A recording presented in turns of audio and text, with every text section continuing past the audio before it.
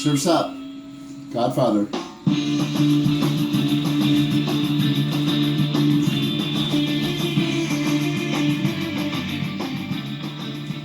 This is the Godfather theme by a group called Satan's Pilgrims, and this is a surf guitar track Godfather theme. So I want to talk about the movie The Godfather. Okay, so let's start off with everybody has a mafia nickname, potential mafia nickname. Your mafia nickname is whatever you happen to be doing when the wise guy walks in who dispenses the nicknames. So this is a true story. My father was a staff accountant for the group building the old Landmark Hotel in Las Vegas. They tore that one down. That one's gone. Landmark's gone. But they built that in the 50s. And my dad was a staff accountant. He lived in Las Vegas in the early 1950s. Back when it was just a little town. So anyway, so the group building the Landmark Hotel, maybe it was a mafia, I don't know. But anyway, he was a staff accountant. One day he's in his office and a wise guy walks in and he's hey, you, always with the pencils, you and the pencils. And we're going to start calling you Pencil. So my dad was like, okay, Mr. Santini, whatever. So yeah, Pops was Mr. Las Vegas. One time I told him I saw a movie Casino. And there's a scene where Sharon Stone goes to the bank vault and plays with her gems. And he always had an interesting point of view. It's like, he said, it's interesting to me because these hotels collect jewelry from customers that can't pay. So that's where her jewelry came from, probably. So anyway, mafia. I remember one time I was with my buddy Matt Robinson, and we're taking a cannabis break or something out back, and we saw a couple of wise guys walking around, and I didn't even notice them, but he was so wasted. He's going, look at this dude, look at his hair, look at his hair. And this guy, this good fella, he had hair, he had plastic hair. It was like, it's like poly, but it was just like a helmet. It was like a hair helmet. It's like, oh my God, with the hair, bro. So I want to talk about the movie The Godfather. If you think about it, this is one of the funniest movies ever made. Okay, I'm just going to give you a couple of examples.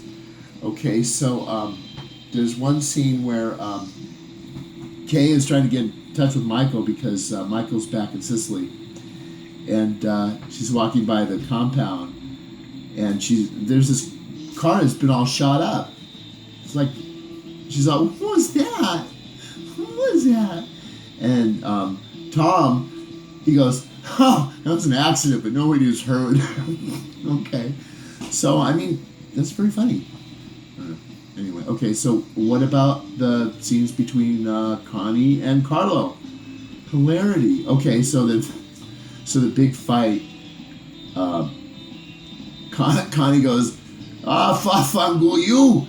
So she runs in the kitchen and she's grabbing plates, she's smashing plates, throwing spaghettini, smashing the china. Carlos, break it all, you spoiled guinea brat. And Connie's like, what? Why don't you bring your whore home for dinner? Okay, so maybe not so funny. Depends on your point of view. I thought it was kind of cute. What about when Bonacera comes to the Godfather and begs him to do what I beg you to do, please? And the Godfather is, that I cannot do. But he's holding the cat, okay? The Godfather is holding the cat. He's saying, that I cannot do. So later, after Sonny gets shot up, Don Corleone asks Bonacera to prepare Sonny's body for his burial. So Vito, I want you to use all your powers and all your skills. And they show Monacera, and his reaction is stunned. Why his eyes wide open? So back to Vito. He's like, his eyebrows are twinkling during this scene. It's like he's excited. He's like, look how they mascaraed my boy. Okay, so anyway, I like movie compositions, Godfather, the movie composition. The scene where Carlo gets his beat down. He's dressed like a 50-50 bar. He's wearing orange. It's interesting that now it's like this orange motif, orange splash. That means maybe the character's doomed. But there's other funny parts in Godfather, but it's very serious. It's a very serious movie. It's like when Vito sends Luca Brasi to go with his marching orders. Luca Brasi, the loyal soldier, goes and does it. But the Don doesn't look at him. He knows he knows that this is something that he has to do. He has to send his man in here, and this is maybe a one-way mission. So he doesn't even look at him. It's like there's moments of utter gravity that are hard to take. But that's why Godfather pulls you in, because it's super serious, and then a little change of pace. Like, what about when Kay and Michael show up to Connie's wedding, and Michael's trying to explain to Kay the family business, and Luca Brasi is muttering like 10 feet away, I hope that your fourth child is a masculine one. And Kay's just like, she's kind of like looking over the side. What is with him? And I guess I'll just I'll wrap up this little Godfather thing by just talking about the warmth. That's the reason Godfather pulls you in, because this is a joyous, loving family. They've just got a nasty business, and you get a lot of loyalty tests, and a lot of the way that Don cripples Sollozzo when Sollozzo comes to meet him. So Vito just looks Sollozzo in the eye and shrugs him off, and that crippled Sollozzo, and that was set in motion the whole thing with the assassination attempt.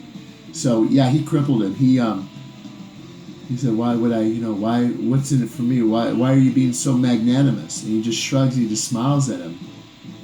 And you can tell Sollozzo is like, no, this guy's in my way. And there's just so many great characters. I love Sonny. I just love Michael. I mean, seriously, I just love this character where he's the war hero, and somebody is attempted to take his father's life, and Michael's going to take things into his own hands. And I love Michael. A great performance. Well, anyway, The Godfather. Do what I ask you to do. That I cannot do. Look how they masquerade my boy.